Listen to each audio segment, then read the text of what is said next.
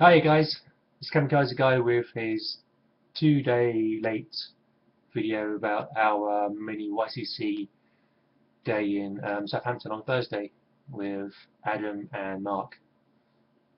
I suppose I should start off by saying great to finally meet Adam and good to see Mark again after so many years. It has been a while, but he hasn't really changed at all. Got on like a house on fire really, mostly because of the YCC. We weren't strangers. We knew why we were there, what we were talking about, and it was just a continuation of all the crap we posted on YCC. Really. I mean that affectionately, of course. Yeah, so it was we're meeting for the first time, but only physically. That doesn't sound right, does it? You know what I mean. Yeah, it was just sort of continuation of the stuff we've done the YCC. So yeah, you get the idea.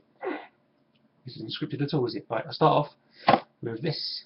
Apparently Adam told me afterwards this is something he gives to everybody he meets for the first time in their little, I don't know, not hangouts are they? What would you call them? YCC trips, I suppose. And what it is the wrong side, but that side. It's Green Lantern, the disco version you like to call it, because it's all glittery. Also, it's awkward because the video hasn't been mirrored, so I'm trying to work out which way to do it. I'm sure if you can see it. Try and get it in the sun. That's just, I don't know if you can see that. But it's all glittery. With, it's like a green chainsaw, that's very disco-y. Thanks very much, Adam. Pride of place on my shelf. Somewhere next to Green Boy, next to Cybermen. What's a surprise? We both have a son called Josh. My Josh is jealous. He's got a few of the other figures. He's like, oh, I want one of those.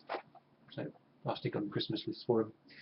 Right, we met at the station, and straight away Mark said, "Oh, I've got some comics for you," which was nice because I had some comics of them. And what he gave me, well, first off, these go the right way. Race Warrior. Never heard of these before. I've never actually seen them anywhere, not in car boots or any other comic marts I used to go to way back when. Totally new. Issues 2 and 3. I don't know what the publisher is. Don't know where I'm looking. I didn't know. Custom Comics. But I love good card shows. Oh, a wheelchair?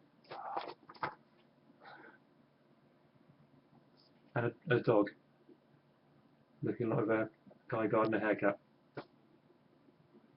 But I like anything with a good card chase in it, so I'll give those a go. And he also gave me that way. Extreme X-Men number 2. Now I've seen an older run of Extreme X-Men. I didn't know there was a later version. This has got to be quite near to Marvel now, going by where it's laid out. Oh, 2012, so yeah. Don't know much about the later X-Men titles. All I've read recently is most of Battle of the Atom. So thank you for that. And Star Wars, if I move this over here, it's going to be a lot easier, isn't it? Leave it on the right side. Star Wars #1, which I already have. But I have a relative who's a big Star Wars fan, so that's a Christmas present sorted. Thank you, Mark. And the last one he gave me was, yes, a Flash. Because we're both big Flash fans. Nice. This is the most up-to-date Flash I've got. The other one being Flashpoint Part 1, so I must get the rest of that. As much as I like getting trades and reading them, I do prefer the singles in the series that I'm really interested in. And my Josh has got a few of the Blackest Night trades, so I'll read those first before I get into this. But there's another mini series to finish off. Oh yes, and I bought my Josh Superman because he's a Superman fan, because he liked the film, and that started him off with comics. So he's getting the New 52. So this was issue 1 of All-Star Superman. And just to show that he does pay attention to comics every now and again, he said, "Oh, thanks, Dad, this is like a well thought after series." I didn't even know he knew about All-Star Superman. But he's learning, good lad. Oh yeah, I jumped ahead. Yeah, from the Flash, that was at the station. I think the first place we went after the toy shop, which I didn't buy anything, was the Oxfam, which is where I got Superman from. And for me, Sherlock Holmes, get it the right way. Now I can't see because what is it? The Devil, Return of the Devil. So I'm also a big Sherlock Holmes fan in most of its incarnations. I don't know if this is just a one-off mini-series or if there's more of these. I'll have to look, but that's a complete 2-issue story of Holmes. And it's set in Victorian times, it's not like some modern retelling. Not there's nothing wrong with the modern retelling. Starts again, series 3, 1st of January. Right, I'll do these all in one. Right, so after Oxfam, we went to Forbidden Planet. I don't have a pull list there, so I just go through the shelves and pick off the ones I want and then put a load back because I've always picked up too many. But I started off with The Last of Infinity. So you got, what is it? Oh, Avengers, New Avengers, Infinity Part 6, Heist, and where is it? I'm going the wrong way. Wolverine and X-Men Annual 1. Yeah, pretty good ending. It wasn't what I was expecting, and the story didn't go the way I thought it might have gone, judging from previous issues. But yeah, I liked it. It was a solid ending. They weren't trying to be clever. There was no time travel involved. It wasn't techno babble. It wasn't some kind of high-fluting philosophical kind of ending where it wasn't a what the fuck kind of ending. I liked it, and it also there's leads in, of course, to Inhumanity. So yeah, I was satisfied with that. Much more satisfied than I was with Age of Ultron and Hunger, which was maybe I'll do a review of Hunger another time. The Wolverine tie-in, I needn't really have bothered with. I don't know why I actually had this anyway. It's all about the Guardian's son, the Gladiator's son. Sorry. No, I needn't have bothered. Heist has been okay. It's the tie-in is kind of loose, I suppose, in a way, but the story's been okay. It's a bit of not a twisty ending to this. There's only one part to go. It's interesting. I think as a whole, it's a bit of a curio that goes with Infinity, but not much more than that really. But it's been enjoyable as far as the story goes. I picked up. I should have picked that so I make it easy. I'm doing it. Right, Hulk. I got this because I've already got 2 issues of Agent of Time. I know some people have said it's been a bit, but despite all the Age of Ultron time travel nonsense, I like time travel stories, so I'll just complete the story just to see how it was, and then I'll have a bit of Modern Hulk left to do. Living Legend Part 3, I've just read this. I'm still enjoying the story. It's very much a mixture of kind of Alien and the Thing, John Carpenter's Thing, in what it's about. It still likes flashbacks, filling in gaps in the story and that.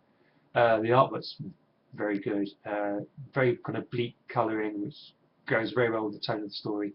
The only thing I didn't like about this issue was the conclusion to the cliffhanger, I suppose, to issue 2, because there wasn't one. They just totally ignored it.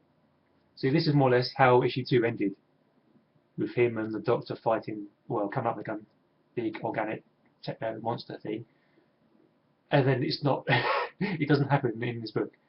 They're just walking up there and they beat the Russians, and they fight small monsters. It's like, well, what happened in the part 2?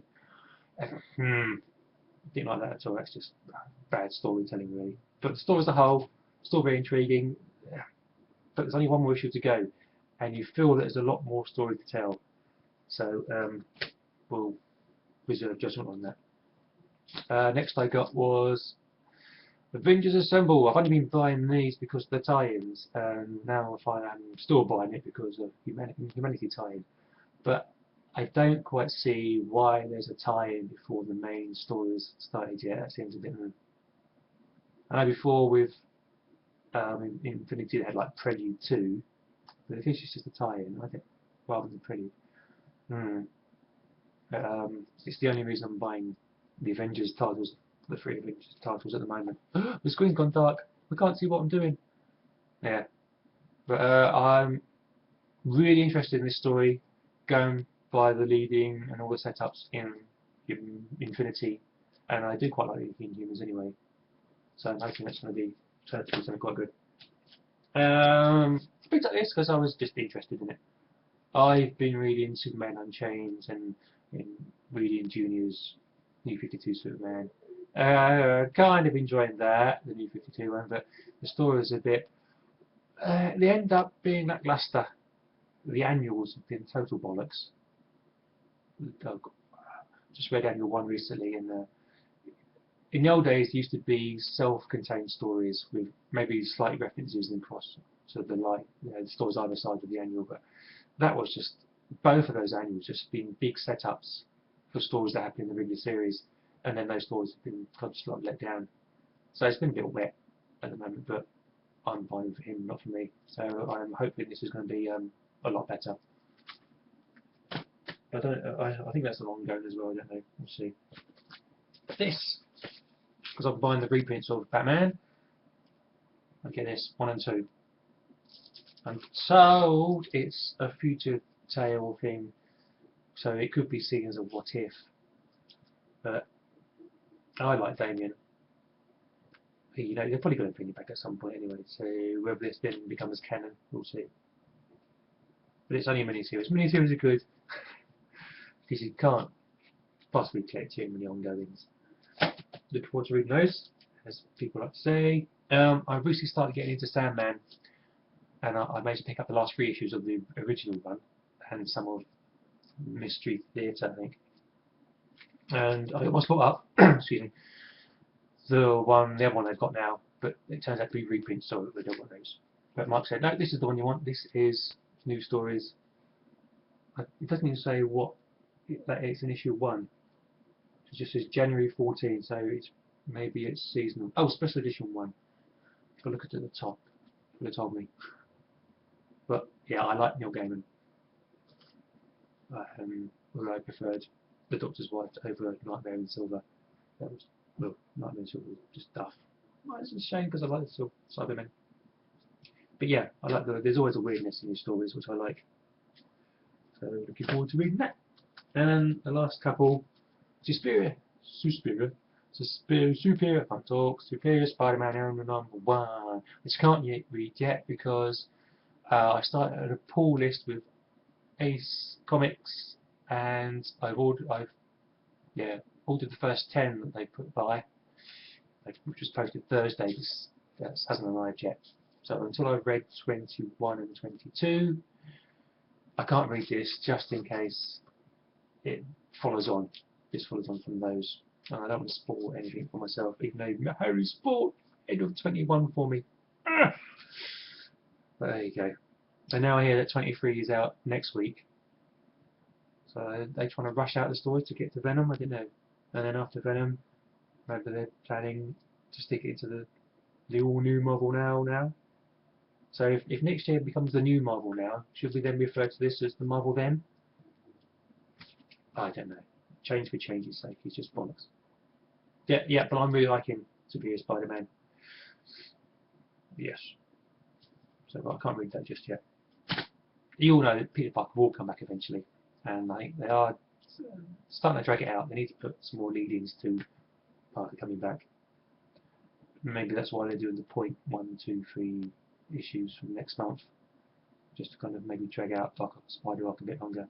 I don't know. We'll find out. But he'll come back eventually.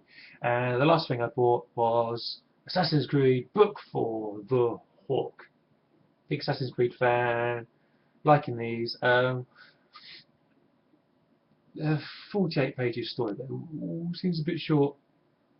And it'll kind of end on a cliffhanger. I don't know if this is the latest one or if there's going to be more. I hope so. I think these are hardcover reprints of the floppies. Don't know why I'm doing that. But yeah, if you're an AC fan, these are pretty good.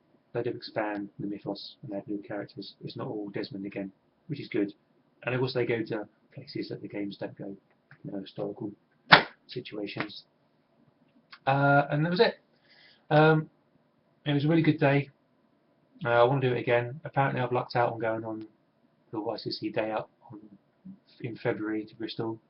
Places all booked out apparently, even though I didn't know there were places to be booked out. But one thing I'd like to propose for next year is perhaps a YCC hangout day at one of the London Comic Marts. Although there is only one London Comic Mart now, there needs to be loads. They're a bi-monthly thing in the Royal London Hotel, Bedford Way.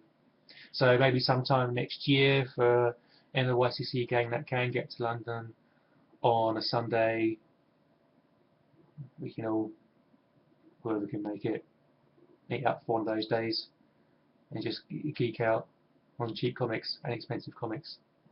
It's 3 massive rooms full of dealers, full of boxes, full of books. Yeah, it's pretty much heaven except for the other people out there that are a bit whiffy. But us normal collectors would be fine. So if anybody's interested in doing that sometime next year, so they're every other year, pretty much. They've got a website. Just Google London Comic Mart, and hopefully we can maybe sort something out for next year. Thanks for watching.